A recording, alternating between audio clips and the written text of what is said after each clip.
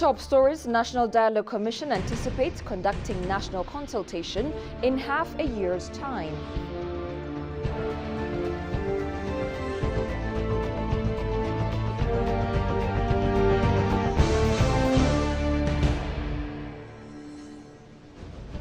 And experts say innovative solutions are key to ensuring food security and boosting agricultural productivity in Ethiopia.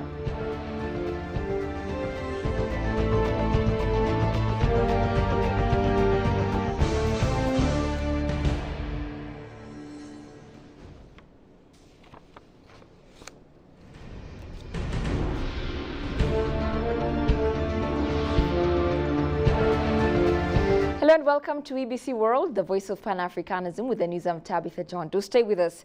The Director General of the World Trade Organization, WTO, Nkosia Wela, stated that she will make an official call to African member states to support Ethiopia's bid to become member of the global international trade organizations. Ethiopia's bid for WTO accession has received the Intergovernmental Organization's Director General backing during a meeting between Ethiopia's negotiating team led by Minister of Trade and Regional Integration Kasahun Gofe and Nkosia Wela in Geneva. Quote unquote, we had a fruitful discussion with the Director General of the World Trade Organization, Nkosia Wela, regarding the WTO accession negotiation process, Kasahun stated on his social media page. After the discussion with Nkosia Wela, the minister disclosed that his team briefed the WTO chief on the progress of bilateral and multilateral negotiations that the Ethiopian team has undertaken so far. In response, Nkosia Wela stated that seeing Ethiopia as a member of the World Trade Organization is her greatest initiative, while assuring the Ethiopian team that she will not hesitate to provide any kind of support.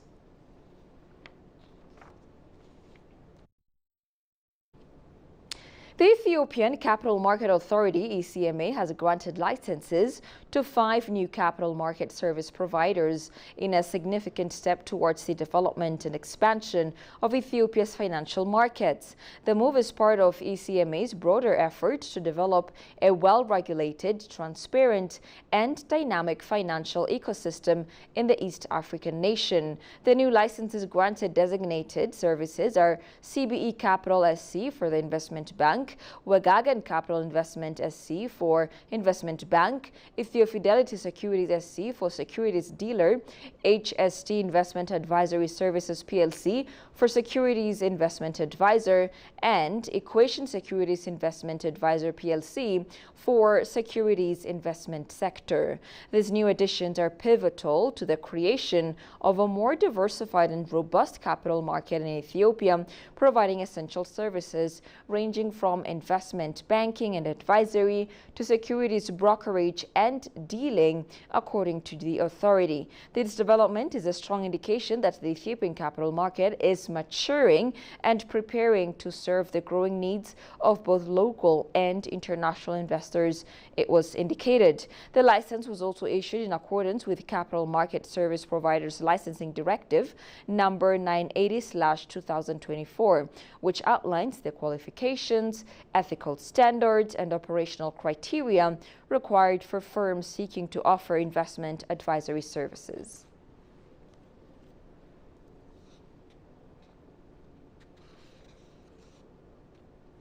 At the end of 2021, the Ethiopian Parliament adopted a law establishing a National Dialogue Commission. International and regional diplomats expressed appreciation for the action, indicating that it is a good step towards resolving Ethiopia's political problems and healing past wounds. Approached by EBC World's Addis Dialogue, Ethiopian National Dialogue Commission, Commissioner Jonas Adaye has highlighted the current developments and updates of the process of the National Dialogue process. Tegasar Nisa has the following account. Envisioning to see national consensus reached on the most fundamental issues of national significance, Ethiopia has started a national dialogue, establishing a commission. Talking to EBC World's at this dialogue, Ethiopian National Dialogue Commission Commissioner Dr. Jonas Adaye highlighted the developments and updates of the process of the national dialogue. He has reiterated that the commission have covered agenda collection, selection of participants during the Ethiopian National Dialogue Conference, which is expected to take place in half of a year time. where we are now, very, very briefly, so far we have covered our agenda collection as well as the selection of participants during the Ethiopian National Dialogue Conference, God willing, inshallah, which might take place nearly half of a year. So say, I can't precisely mention, but in 5, 6 to 7 months' time. And 2 city administrations as well. So these are the areas we have covered 10 regional states and 2 city administrations at Dirida and that of Addis Ababa, collection of agenda and selection of potential participants in the National Dialogue Conference. In addition, we also collected agenda from different stakeholders, such as religious institutions, the Ethiopian Catholic Church, and also the media, Ethiopian Media Association, they also already handed over, and the Diaspora Association who are in Ethiopia here, they also already submitted their agenda. And very recently, we completed preliminary agenda collection from Amhara region across 4 clusters or entirely Amhara region as a whole, and at the same time, selection of participants at regional dialogue. So again, in a couple of weeks' time or 3 weeks' time, we are going to conduct regional dialogue at Amhara regional state level. So that will be, of course, duly announced to all the media across. With regard to the national dialogue being extended by a year, he has underscored that, with the Commission's request, the process has been postponed by a year since he says there are issues that have not been covered yet. If you mean postponement as extension by 1 year, that's based on our request. We requested the Ethiopian Parliament, that is House of Representatives, and Ethiopian government altogether.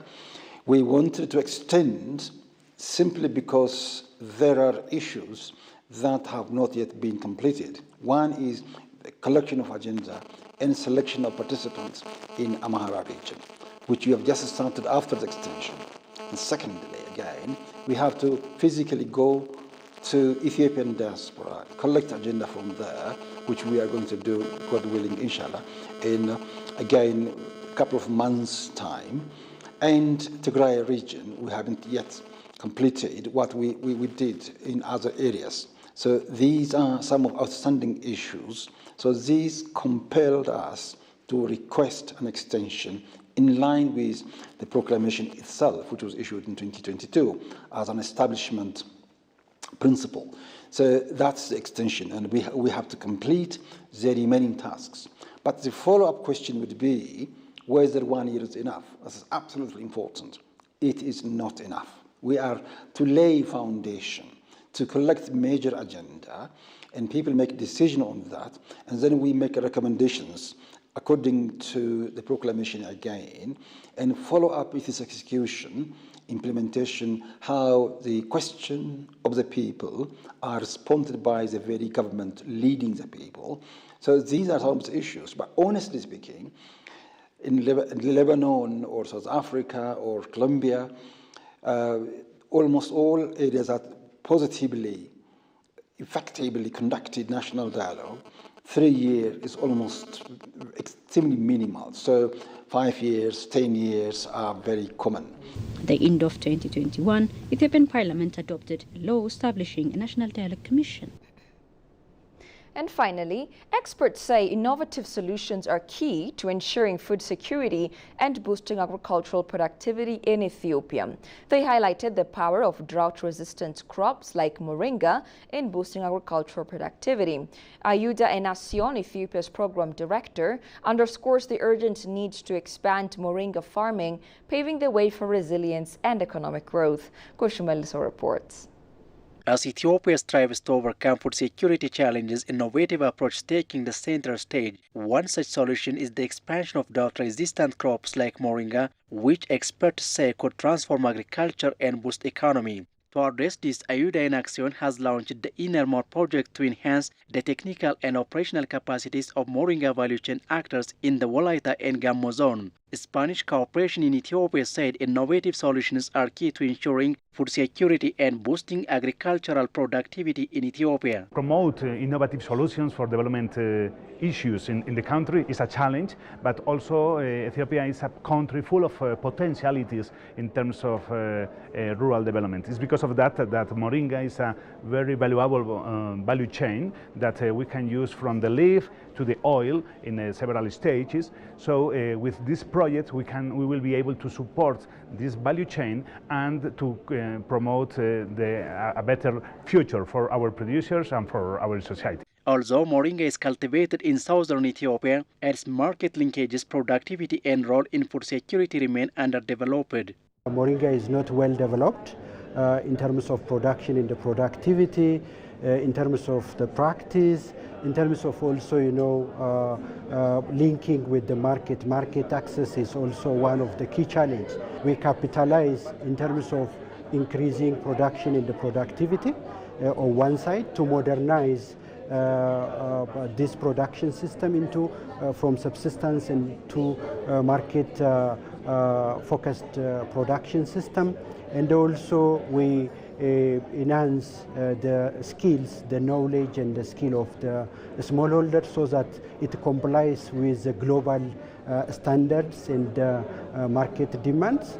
And at the same time, our ultimate goal is to link with the global market. Added value of this initiative is that the moringa value chain is part of the public policy of the Ministry of Agriculture in Ethiopia. This initiative, in this sense, is aligned with the policies of the Ministry of Agriculture in Ethiopia, with the 10 years perspective plan and with the regional action plans to promote a sustainable rural development in the areas, particularly in the Wolaita area.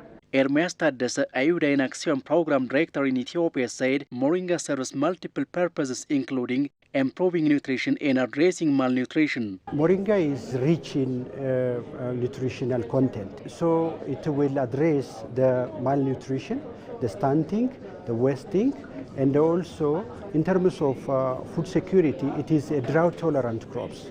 So the production and the productivity is also high. In terms of also selling, to the market, they can get, better income and also buy, additional food. So this crop is one of the potential crops in our country in terms of ensuring the food security and also nutrition security. The Ministry of Agriculture stated that such initiatives are crucial in aligning with Ethiopia's food security policy and contributing to its goals. Ethiopia has designed several programs to ensure food sovereignty, such as the Green Legacy Initiative and wheat production during the summer season. The INMOR project, which enhances the moringa value chain and productivity and was launched by Ayuda in Action, plays an important role in protecting natural resources and ensuring food security.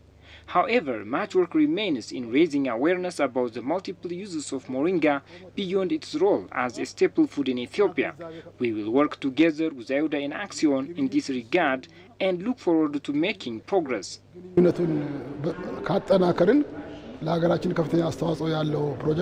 project will operate in the Wolaita and Gammo zones of southern Ethiopia with the goal of benefiting 2,000 smallholder farmers. It is expected that 90 hectares of land will be dedicated to moringa cultivation, boosting productivity in the region. You're watching ABC. A quick reminder of the top stories. National Dialogue Commission anticipates conducting national consultation in half a year's time.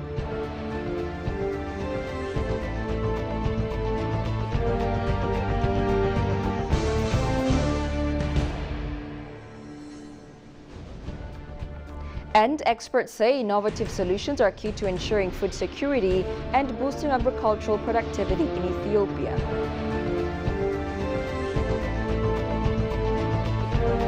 That's all we had for now. I'm Tabitha John. Thank you for watching. Goodbye for now.